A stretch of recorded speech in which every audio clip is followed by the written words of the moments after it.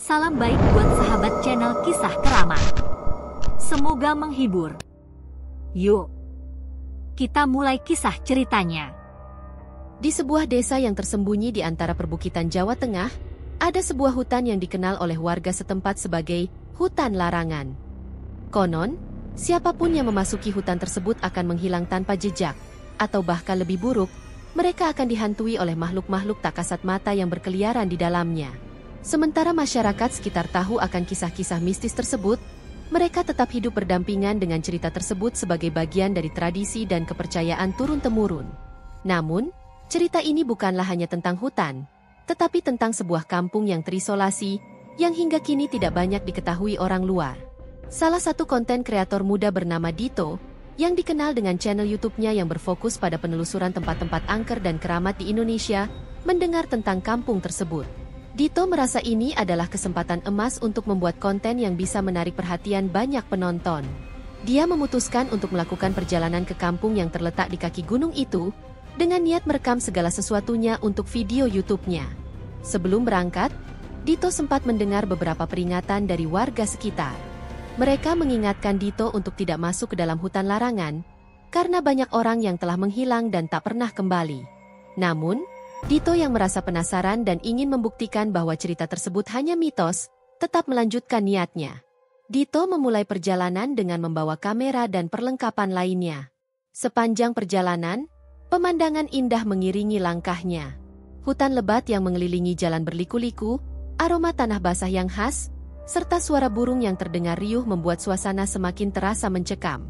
Ketika Dito sampai di kampung tersebut, suasana berubah drastis. Meskipun hari masih siang, kampung itu sepi, tidak seperti desa pada umumnya. Hanya beberapa warga yang terlihat beraktivitas dengan tatapan mata yang kosong. Mereka semua tampak seperti menyembunyikan sesuatu. Dito merasa ada yang aneh, namun rasa ingin tahunya membuatnya terus maju. Dito mulai berbincang dengan beberapa penduduk yang masih tersisa di kampung tersebut, namun mayoritas dari mereka hanya memberi jawaban singkat dan tampak gelisah. Mereka memberitahunya bahwa hutan itu memang terlarang, dan sudah banyak kejadian aneh yang terjadi. Namun, tidak ada yang berani berbicara lebih lanjut. Meski mendapatkan banyak peringatan, Dito tetap memutuskan untuk masuk ke dalam hutan larangan. Ketika dia melangkah ke dalam hutan, udara mulai terasa lebih dingin, dan rasa tidak nyaman mulai menyelimuti dirinya. Semakin jauh Dito berjalan, semakin aneh suasana di sekitarnya. Pohon-pohon besar yang menjulang tinggi tampak seperti menjulang dengan penuh kekuatan yang misterius. Sementara angin berdesir dengan suara seperti bisikan yang tidak bisa dimengerti. Namun, yang paling membuat Dito ketakutan adalah adanya suara-suara aneh di sekitarnya. Suara langkah kaki yang tidak terlihat, suara benda terjatuh, dan sesekali ada suara wanita yang terisak-isak dari kejauhan. Dito berusaha untuk tetap tenang dan melanjutkan langkahnya. Di tengah perjalanan, Dito menemukan sebuah rumah tua yang tampaknya sudah lama ditinggalkan. Keingintahuan Dito mendorongnya untuk masuk dan merekam bagian dalam rumah tersebut.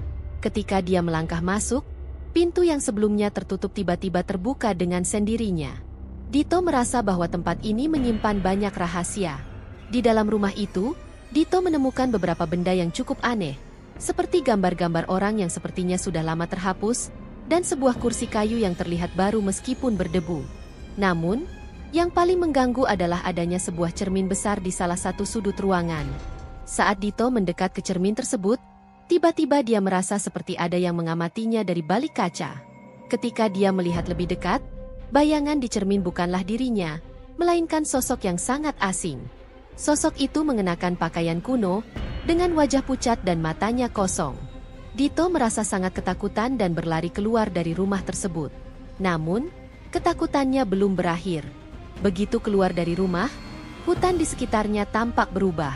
Pohon-pohon tampak bergerak, dan kabut tebal muncul dari bawah tanah, seolah-olah menyelimuti seluruh area hutan. Dito berusaha untuk kembali, namun tiba-tiba jalan yang sebelumnya terlihat jelas kini berubah menjadi kabur. Dalam kebingungannya, Dito mulai mendengar suara bisikan yang semakin keras, membuatnya semakin cemas. Ketika dia menoleh, dia melihat sosok-sosok gelap bergerak di antara pepohonan. Mereka berjalan pelan, namun ada satu yang mendekatinya dengan langkah berat. Dito semakin panik. Ia mencoba untuk kembali ke kampung, Namun hutan itu seolah memutarbalikkan jalan-jalan yang ia lewati. Setiap kali ia merasa sudah dekat dengan jalan keluar, ia kembali menemukan dirinya berada di tempat yang sama. Panik mulai mengambil alih dirinya. Tiba-tiba, dia melihat sosok wanita dengan rambut panjang terurai, mengenakan gaun putih kotor, yang berdiri menatapnya dari kejauhan. Dito mencoba untuk berlari, namun tiba-tiba dia merasa kakinya sangat berat, seakan ada tangan yang menariknya dari bawah tanah. Dito berteriak minta tolong, namun suaranya seolah-olah ditelan oleh hutan itu sendiri.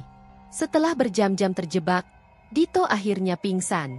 Ketika ia terbangun, ia mendapati dirinya berada di pinggiran hutan, dikelilingi oleh para penduduk desa yang tampaknya sudah menunggunya. Mereka mengajaknya kembali ke kampung dengan cara yang sangat hati-hati. Di dalam perjalanan kembali, salah seorang penduduk memberitahunya bahwa hutan itu dulunya merupakan tempat yang digunakan untuk ritual-ritual gelap pada zaman penjajahan. Para penjajah Belanda percaya bahwa hutan tersebut adalah tempat sakral yang bisa menghubungkan mereka dengan dunia lain. Namun, eksperimen-eksperimen gelap yang dilakukan di sana membawa konsekuensi yang tak terduga. Sejak saat itu, siapapun yang memasuki hutan tersebut akan terkena kutukan yang tak bisa dipulihkan. Ketika Dito kembali ke kota dan menonton kembali rekaman videonya, dia terkejut melihat bahwa ada bagian-bagian yang tidak bisa dia ingat, termasuk suara bisikan dan penampakan sosok yang dia lihat di dalam hutan. Dito merasa seolah-olah ada sesuatu yang mengikuti dirinya. Entah itu hantu dari masa lalu atau sesuatu yang lebih gelap.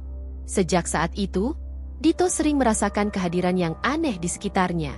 Suatu malam, saat sedang tidur, dia mendengar suara bisikan yang sama dari hutan itu, dan melihat bayangan sosok yang familiar berdiri di ujung tempat tidurnya. Cerita ini tidak berakhir begitu saja, karena Dito menyadari bahwa kadang-kadang, hal-hal yang kita cari, akan mencari kita kembali. Dito mulai merencanakan perjalanannya. Ia berkemas dengan perlengkapan kamera, tripod, dan berbagai peralatan pendukung untuk membuat konten yang menarik. Ia juga membawa beberapa alat keselamatan, seperti GPS dan senter. Dia tahu bahwa keputusannya untuk menelusuri hutan larangan mungkin berisiko, namun rasa ingin tahunya lebih besar daripada rasa takut. Setelah perjalanan yang cukup panjang, Dito akhirnya tiba di kampung yang berada di kaki gunung itu. Kampung ini, meskipun berada di daerah yang agak terpencil, masih terhubung dengan dunia luar.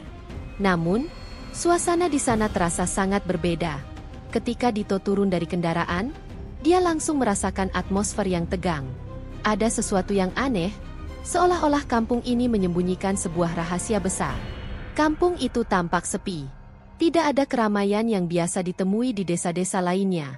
Warga yang ada di sekitar hanya melirik Dito dengan tatapan yang penuh kecurigaan, seakan mereka tahu kedatangan Dito bukanlah kebetulan.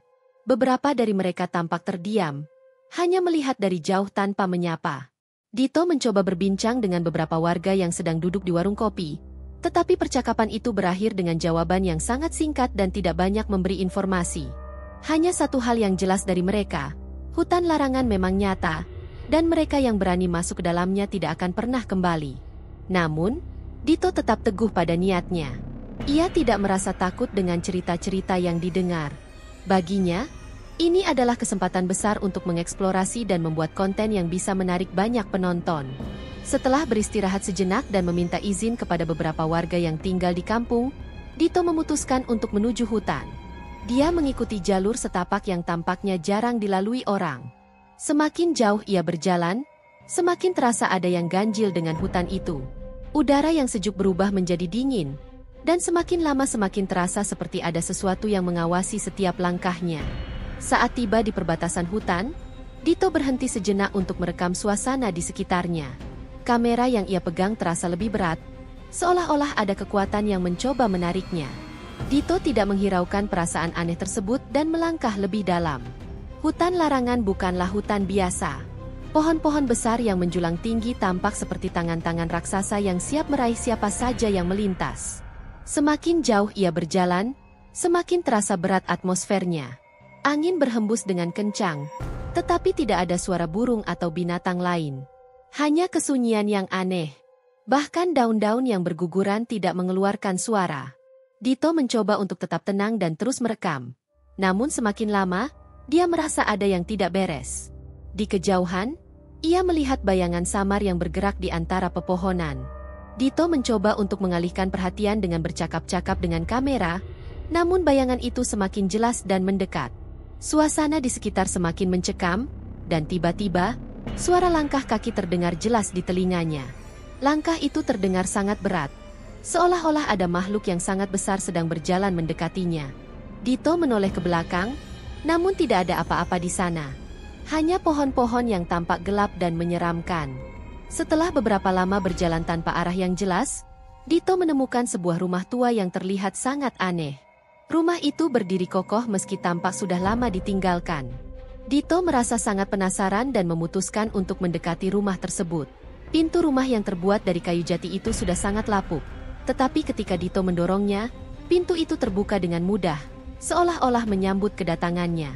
Begitu masuk, suasana di dalam rumah terasa lebih dingin. Di dalamnya hanya ada beberapa furnitur tua, seperti kursi, meja, dan sebuah cermin besar di dinding yang tampak sangat mencolok. Dito mengambil kamera dan mulai merekam setiap sudut rumah itu. Beberapa benda yang ada di dalam rumah, seperti gambar-gambar tua yang terjatuh dari dinding, serta meja dengan kertas-kertas yang sudah menguning, memberikan kesan rumah ini sudah lama tidak dihuni. Namun, yang paling menarik perhatian Dito adalah sebuah cermin besar yang tergantung di dinding ruangan utama. Cermin itu tampak baru, meskipun semua benda lainnya sudah lapuk dimakan waktu. Ketika Dito mendekat dan melihat ke dalam cermin, ia merasa ada yang aneh. Bayangannya sendiri tampak buram, tetapi ada sesuatu yang lain di dalam cermin, sesuatu yang tidak seharusnya ada di sana. Ketika Dito mengedipkan matanya, bayangan di cermin itu berubah. Sekarang, dia melihat sosok seorang wanita berpakaian putih yang wajahnya tertutup oleh rambut panjang. Mata wanita itu tampak kosong dan tidak bergerak, tetapi Dito bisa merasakan kehadirannya. Sesuatu yang tidak kasat mata, yang mengintai dari balik cermin. Tiba-tiba, Dito mendengar suara langkah kaki dari belakang. Ketika ia menoleh, tidak ada siapapun. Hanya ada kesunyian yang semakin mencekam. Dito merasa seakan-akan ada sesuatu yang mengawasinya. Tanpa berpikir panjang, ia segera keluar dari rumah itu dan berlari secepat mungkin. Namun, ketika Dito berlari, hutan yang tadinya ia kenal dengan jelas, sekarang berubah menjadi kabur dan tidak bisa dikenali. Jalan yang ia lewati sebelumnya kini terlihat seperti labirin. Setiap kali ia berlari, ia merasa seperti kembali ke tempat yang sama. Suasana semakin aneh, kabut mulai turun, dan suara-suara bisikan mulai terdengar di telinganya. Dito yang panik mulai berlari lebih cepat, berusaha mencari jalan keluar. Namun, tidak ada yang berubah. Hutan itu semakin dalam dan seakan-akan menelan seluruh arah dan waktu. Tiba-tiba, dia merasa kakinya tersandung dan jatuh ke tanah. Ketika Dito menoleh, dia melihat sosok wanita dengan gaun putih yang terbalut kotor, berdiri di depannya. Sosok itu hanya menatap Dito dengan mata kosong, dan langkahnya semakin mendekat. Dito berusaha untuk berdiri dan lari, namun kakinya terasa sangat berat, seperti tertarik oleh sesuatu yang tak tampak. Sosok itu semakin mendekat, dan Dito merasakan hawa dingin yang menyelimuti tubuhnya. Ketika sosok itu sudah berada di depan Dito, wanita itu membuka mulutnya dan berbisik, "Kamu takkan pernah keluar dari sini." Dengan teriakan panik, Dito berlari. Namun tiba-tiba dia merasa ada sesuatu yang menahannya. Tangan tak kasat mata menarik tubuhnya ke belakang, membuatnya terjatuh. Dalam keadaan terkapar di tanah, Dito merasakan kehadiran yang semakin dekat. Dalam sekejap, sosok itu melayang di atasnya, dan Dito merasa seperti sedang terperangkap dalam dunia lain. Dito terbangun beberapa jam kemudian di pinggiran hutan. Matanya terbuka, dan ia mendapati dirinya sudah berada di luar kawasan hutan larangan. Warga desa yang tampaknya sudah menunggunya membantunya berdiri, dan memintanya untuk segera kembali ke kampung. Mereka mengatakan bahwa hutan itu adalah tempat terlarang yang menyimpan banyak kisah tragis. Salah satu penduduk, seorang lelaki tua, akhirnya menceritakan asal-usul hutan larangan. Dulu, pada masa penjajahan Belanda, hutan itu digunakan untuk ritual-ritual yang melibatkan jiwa-jiwa yang terperangkap. Ritual-ritual itu berusaha menghubungkan dunia manusia dengan dunia gaib. Namun, eksperimen-eksperimen tersebut membawa konsekuensi yang sangat buruk, menyebabkan makhluk-makhluk yang tak terlihat menyerang siapapun yang memasuki hutan tersebut. Mereka yang pernah menghilang di sana, katanya, adalah mereka yang terjebak dalam dimensi yang berbeda. Mereka tidak mati, namun terperangkap selamanya dalam dunia yang penuh dengan bayangan dan mimpi buruk.